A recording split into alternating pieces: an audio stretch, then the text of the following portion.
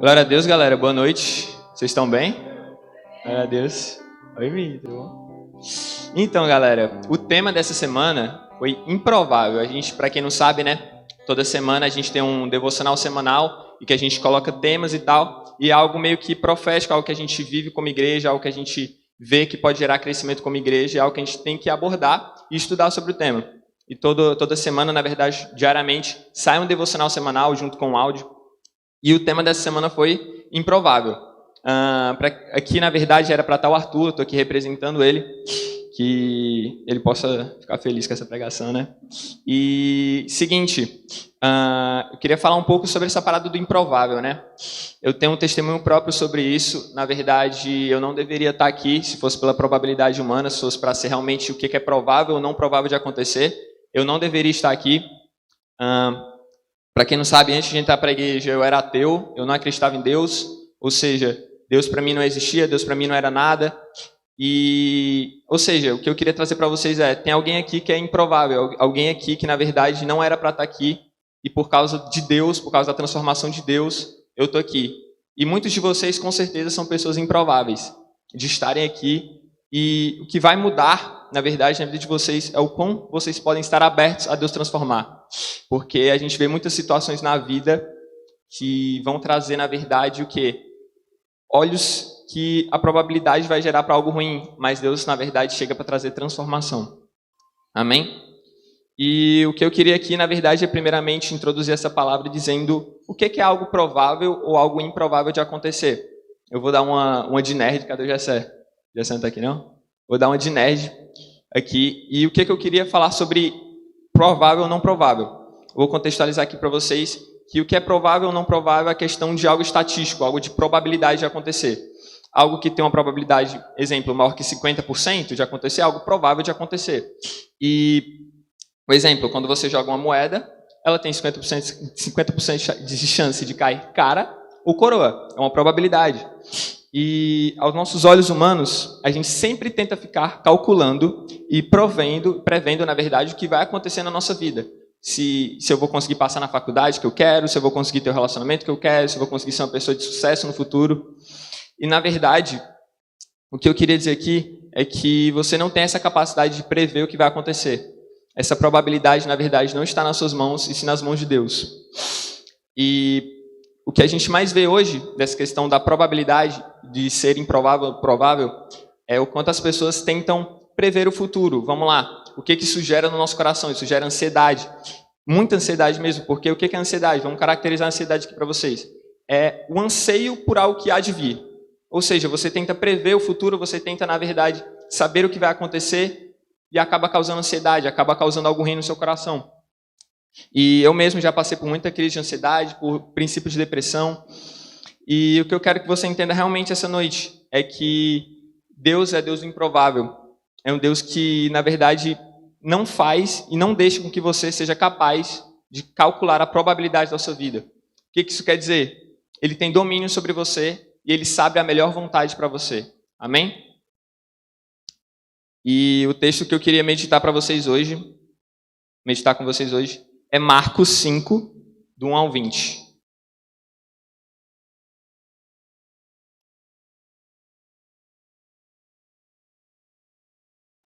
Amém? Todo mundo achou? Amém. Vamos lá. Eu vou ler aqui primeiro para vocês, depois eu vou contextualizar e detalhar cada versículo. Vamos lá. Eles atravessaram o mar e foram para a região dos Gerasenos. Quando Jesus desembarcou, um homem com um espírito imundo veio dos sepulcros ao seu encontro. Esse homem vivia nos sepulcros e ninguém conseguia prendê-lo, nem mesmo com correntes, pois muitas vezes lhe haviam sido acorrentadas pés e mãos. Mas ele arrebentara as correntes e quebrara os ferros de seus pés. Ninguém era suficientemente forte para dominá-lo. Noite e dia, ele andava gritando e cortando-se com pedras entre os sepulcros e nas colinas. Quando ele viu Jesus de longe, correu e prostrou-se diante dele e gritou em alta voz: Que queres comigo, Jesus, Filho do Deus Altíssimo? Rogo-te por Deus que não me atormentes. Pois Jesus lhe tinha dito: Saia deste homem, espírito imundo. Então Jesus lhe perguntou: Qual é o seu nome? Meu nome é Legião, respondeu ele, porque somos muitos. E implorava Jesus com insistência que não os mandasse sair daquela região. Uma grande manada de porcos estava pastando numa colina próxima, e os demônios imploraram a Jesus: manda-nos para os porcos, para que entremos neles. Ele lhes deu permissão, e os espíritos imundos saíram e entraram nos porcos. A manada de cerca de 2.000 porcos atirou-se precipício abaixo, em direção ao mar, e nele se afogou. Os que cuidavam dos porcos fugiram e contaram esses fatos na cidade e nos campos. E o povo foi ver o que havia acontecido. Quando se aproximaram de Jesus, viram ali o homem que fora possesso da legião de demônios, assentado, vestido e em perfeito juízo, e ficaram com medo. Os que estavam presentes contaram ao povo o que acontecera ao endemoniado, e falaram também sobre os porcos. Então o povo começou a suplicar a Jesus que saísse do território deles. Quando Jesus estava entrando no barco, o homem que estivera endemoniado suplicava-lhe que o deixasse ir com ele. Jesus não o permitiu, mas disse: vá para casa, para a sua família, e anuncie-lhes quanto o Senhor fez por você e como teve misericórdia de você. Então aquele homem se foi e começou a anunciar em Decápolis o quanto Jesus tinha feito por ele. Todos ficavam admirados. Enfim, vamos lá. Por que eu trouxe essa passagem aqui? Por que eu quero dizer que essa situação é uma situação completamente improvável? Queria analisar primeiramente aqui o versículo 2, do versículo 2 ao versículo 4. A palavra vai dizer o quê? Que ninguém conseguia prendê-lo, ou seja, ninguém conseguia prender aquele homem. Qual que é a probabilidade? A probabilidade é de 100%. Se ninguém consegue, é 100%. Ou seja, porque aquele ponto era uma situação completamente improvável de acontecer, na verdade impossível, porque ninguém conseguia prender. E vamos lá, não tinha nenhuma chance daquele homem ser liberto e de ter transformação nele, já que ninguém conseguia contê-lo. Ou seja, vamos lá, como que a situação aqui se tornou impossível e como que eu adapto ao meu testemunho? Cara, eu vivi uma crise existencial, na verdade, durante muito tempo, do qual eu vivia sem saber pelo que viver, na verdade.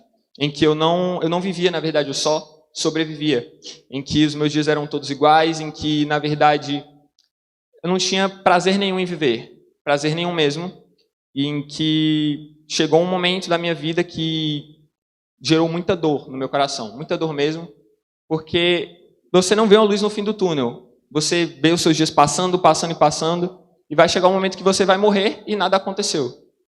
E um dos meus grandes questionamentos é, meus questionamentos anteriores era o quê?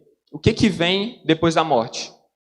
E vi esse pensamento de que vem depois da morte, o que é a morte, o que vai vir depois. E, na verdade, eu não conseguia uma resposta. E isso me gerou muita crise existencial e eu não tinha lugar para onde ir. E isso gerou em mim ansiedade, isso gerou em mim depressão. E a palavra também vai falar o quê? No versículo 5, mais adiante. Noite e dia, ele andava gritando e cortando-se com pedras entre os sepulcros nas colinas. Noite e dia vai dar ideia de quê? Vai dar ideia de tempo. Ele passava vários dias martelando e sendo oprimido. E eu passei muito tempo assim. E teve um dia, na verdade, em específico, que eu acho que foi o pior dia da minha vida, assim, que eu contei no meu testemunho. E queria contar um pouco para vocês. Foi um dia que eu estava com uma crise existencial muito absurda mesmo. De ponto de eu não estar aguentando, meu coração batendo muito rápido, uma ansiedade muito forte mesmo. E eu corri até o quarto dos meus pais e falei tudo que estava no meu coração. De que eu não sentia prazer de viver, de que os meus dias eram todos iguais, de que, enfim, noite e dia eu estava passando por aquela ansiedade, assim como esse homem. E o que eu queria passar para vocês, nessa passagem do versículo 5, aquele homem, ele passava dias paranoico. Ele passava dias se cortando com pedras. Aqui vemos o quanto essa passagem, cara, parece com os dias de hoje. O quanto essa passagem que reflete muito a nossa geração, em que você vê pessoas se cortando, pessoas se suicidando, tentativas de suicídio, tentativas assim de realmente acabar com a própria vida, o que é algo muito triste. Mais adiante, do versículo 6 ao 10, que é o ponto que vai girar a chave aqui, é o quê? Ao encontrar-se com Jesus, há aquele diálogo em que se evidencia a quantidade enorme de demônios. Isso vai estar onde? Isso vai estar no versículo 9. Meu nome é Legião, respondeu ele, porque somos muitos. O que é uma legião? Na época do Império Romano, o tanto de legião, na verdade, eram de 6.000 soldados. Ou seja, imagina o quanto de demônios estavam oprimindo aquele homem. Muitos demônios mesmo, uma opressão muito grande. Entretanto, a partir do momento que ele entrou em contato com Jesus, todos aqueles demônios, aqueles 6.000 demônios, se prostraram diante de Jesus e pediram da seguinte forma: rogo-te por Deus que não me atormentes. Cara, 6.000 demônios, 6.000 criaturas se prostraram diante de uma. Algo completamente improvável. Você já viu em alguma guerra vencer 6.000? Fazer com que 6.000 se rendam? Isso é algo completamente, assim, na minha cabeça, completamente improvável e impossível de acontecer. Entretanto, a probabilidade de acontecer foi negada, foi completamente descartável, uma coisa completamente improvável. Ou seja, o que eu trago aqui é a questão do Deus do improvável. A questão de a gente muitas vezes coloca, cara, isso aqui é impossível de acontecer na minha vida, isso aqui realmente, aquela famosa frase, né, Normando? Só Deus mesmo na causa. Mas, cara, e realmente é só Deus mesmo. Porque, cara, de 6.000 para 1 é algo completamente, na minha cabeça, que não faz o menor sentido. Algo completamente improvável de acontecer. E olha aqui no versículo 15, olha o que acontece após termos um encontro com Jesus. Versículo 15. Quando se aproximaram de Jesus, viram ali o homem em que fora possesso da legião de demônios, assentado, vestido e em perfeito juízo, e ficaram com medo. Cara, eu queria fazer aqui um contraponto para vocês verem o quão louco foi esse encontro de Jesus com aquele homem endemoniado. Olha a diferença. Olha o que falava no versículo 4. Pois muitas vezes lhe haviam sido acorrentados pés e mãos, mas ele arrebentara as correntes e quebrara os ferros de seus pés. Ninguém era suficientemente forte para dominá-lo. Noite e dia, ele andava gritando e cortando-se com pedras entre os sepulcros e nas colinas. O versículo 15 vai falar completamente diferente. Vai falar o quê? Aquele homem que estava possesso, assentado, vestido e em perfeito juízo. E ficaram com medo. Cara, qual que é a realidade? Eu queria perguntar se alguém aqui, né, vai saber responder para mim. Quem aqui, lendo somente o versículo 4 e 5, vai apostar que aquele homem ficaria no estado do versículo 15? Alguém que consegue apostar nisso? E que um homem completamente fora de juízo, um homem completamente que quebrava correntes, quebrava ferros. Alguém consegue apostar nisso? Eu não consigo, cara. É uma probabilidade assim completamente absurda de acontecer e uma matemática que não existe, uma matemática assim realmente só Deus. O que evidencia mais ainda a autoridade de Jesus sobre as nossas vidas. Mais adiante, versículo 16 e 17, vai falar do seguinte: os que estavam presentes contaram ao povo ao que acontecera ao endemoniado e falaram também sobre os porcos. Então o povo começou a suplicar a Jesus que saísse do território deles. Muitas vezes, cara, uma coisa que aconteceu comigo, acho que uma vez que a gente estava indo numa lanchonete, a galera do discipulado, enfim, da área do culto, a gente acabou indo numa lanchonete e tal, e tinha um amigo meu que me conhecia da época que eu era ateu, e eu estava andando com a galera da igreja. E ele chegou assim: cara, mas tu não era ateu? Mas tu não acreditava em Deus? E aquilo ali, tipo, me chocou. Caraca, velho, uma transformação completamente diferente. Assim como este homem endemoniado passou. Ele passou por muita coisa e foi transformado. Versículo 18. Depois do encontro, preste atenção, isso aqui é o que move. Quando Jesus estava entrando no barco, o homem que estivera endemoniado suplicava-lhe que o deixasse ir com ele. Cara, a súplica, para quem não sabe, é o implorar, é o estar no pé da pessoa implorando. E aquele homem, depois que teve encontro com Jesus, depois que foi completamente transformado por Jesus, aquele homem encontrou um prazer de viver. E assim foi na minha vida. A partir do momento que eu encontrei Jesus, que eu tive encontro com Ele, cara, os meus dias tiveram sentido, os meus dias tiveram um propósito, eu tinha um motivo pelo qual acordar no meu dia. E assim como esse homem, depois que ele encontrou a paixão, ele teve um desejo de seguir Jesus, ele suplicou, ele implorou para Jesus para seguir. E é onde vem o próximo passo, na verdade, o passo que eu estou fazendo aqui agora, que é depois de toda essa transformação, aquele homem foi testemunhado que ele passou. Vamos lá, versículo 20. Então aquele homem se foi e começou a anunciar em Decápolis o quanto Jesus tinha feito por ele. Todos ficaram admirados. Por que todos ficaram admirados aqui? Cara, porque na verdade uma transformação de alguém que estava completamente oprimido, completamente possesso, foi algo que, quando eles encontraram aquela pessoa em completamente bom juízo, assentado, vestido, foi algo que eles não conseguiram entender. Assim como muitas vezes as pessoas não conseguem entender na nossa vida o que Jesus faz. E é algo que só realmente pregando o evangelho consegue ser transformado. A palavra vai dizer que todos ficavam admirados. Mas por que eles ficavam admirados? Porque aquilo que aconteceu ali, aos olhos humanos, era completamente impossível e improvável de acontecer. Mas o Deus ao qual seguimos e adoramos mostra que não existe probabilidade quando se trata de seu poder e autoridade. Segundo ponto, para passar depois para a conclusão. Vamos lá. O Deus do improvável. Eu queria falar um pouco do sacrifício de Jesus por nós e o quanto a gente não merecia esse ato de Deus por meio de seu Filho e que aos olhos humanos era completamente improvável. Cara, para quem não sabe, a gente tem uma herança de pecado e a gente como gentios, para quem não sabe, gentios é o povo não judeu, o povo que, na verdade, não seguia a Deus, enfim, e por alguma razão acabou seguindo a Jesus. Nós como gentios, nós não tínhamos direito à salvação, nós não tínhamos direito à vida eterna, e isso, na verdade, trazia a gente para um inferno, basicamente. E quando Jesus vem, o sacrifício dele, a gente teve acesso ao Pai. Então pensa assim, uma nação, na verdade, um mundo inteiro que não tinha acesso a Jesus, não tinha acesso, na verdade, à salvação, por causa do sacrifício de uma pessoa, todos nós somos salvos. Vamos contextualizar aqui, por que isso é uma situação completamente improvável. Cara, vou te explicar. Quando uma pessoa, o que o mundo mais prega, presta atenção. Quando uma pessoa falha contigo, geralmente quando você está no mundo, o que você faz? Cara, ou eu vou me vingar, ou eu nunca mais vou falar com aquela pessoa.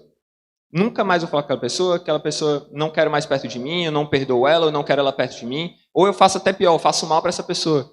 Cara, mas na verdade Deus fez algo completamente improvável. Ele pegou aqui e trouxe pra gente, cara, a vida eterna. E a gente tinha pecado contra ele, a gente tinha ferido ele. A palavra de Deus vai falar o quê? Por causa das suas transgressões, vocês se afastaram da presença de Deus. Então, cara, a gente pecava contra ele, a gente desobedecia a ele, a gente oprimia ele, a gente zombava muitas vezes dele, de seus seguidores, e ele deu a gente a chance da salvação. Algo completamente improvável, algo que eu não consigo entender. E o que eu queria, na verdade, concluir aqui para vocês, trazer uma conclusão para vocês é o quê? Em Filipenses 4:6, pode abrir aí, por favor. Filipenses 4:6 vai falar o seguinte: não andem ansiosos por coisa alguma, mas em tudo, pela oração e súplicas e com ação de graças, apresentem seus pedidos a Deus. O que esse versículo aqui quer muito dizer e atrelando ao tema do improvável? Cara, para de tentar calcular, para de tentar mensurar o que vai acontecer na tua vida, cara.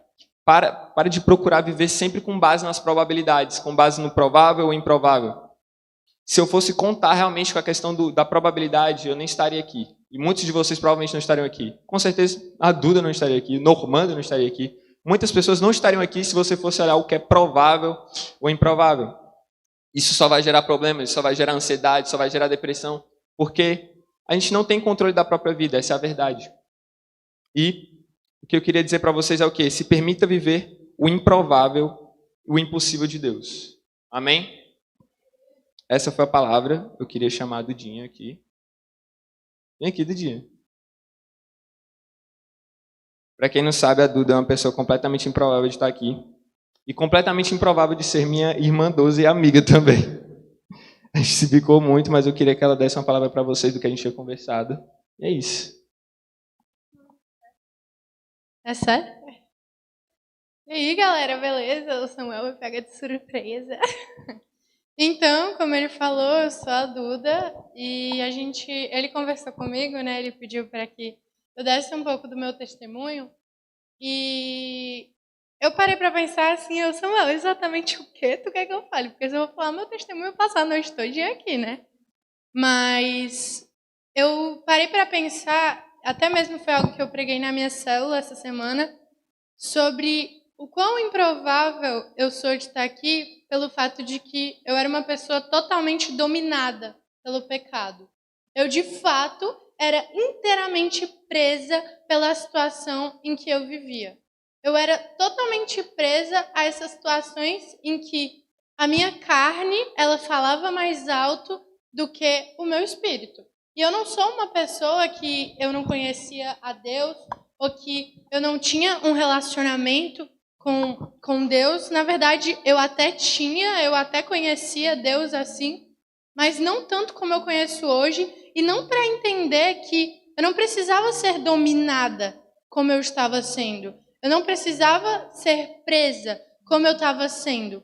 E tanto que, assim, a última vez, né, que eu de fato estive no mundo e que foi a vez em que Deus ele falou comigo, velho, eu estava numa situação que, se você for pensar o nome da situação, o título dela é literalmente improvável. Então, eu ouvi a voz de Deus dentro do meu quarto, velho, tava drogada e Deus falando comigo, tipo, como assim, sabe? E eu acho que existem situações, existem pessoas aqui que, assim como eu, velho, Deus tem entrado na sujeira em que você vive. Deus entrou na sujeira que eu vivia para que eu pudesse estar aqui hoje, para que eu pudesse conhecer de fato do amor dele, para que eu pudesse ter um relacionamento com ele, sabe? E como o Samuel pregou, a nossa vida com Deus, às vezes, ela é dessa forma da guerra desse cara, né? É 6.000 contra 1. E a gente fica preso pensando nesses 6.000 de, meu Deus do céu, tem 6.000 motivos para eu não estar com Deus. Tem 6.000 motivos para eu não ter um relacionamento com Deus. Tem 6.000 motivos para que hoje eu não decida mudar a minha vida. Tem 6.000 motivos que me tornam improváveis. Mas, velho, essa noite, você entrasse em contato com o único motivo que pode vencer os 6.000, com o único motivo que é capaz de viver, de te tirar de fato dessa improbabilidade, de tirar de fato da escuridão, de te tirar dessas correntes, de te tirar de tudo isso. E eu queria pedir para que vocês ficassem de pé agora. Eu quero orar por vocês.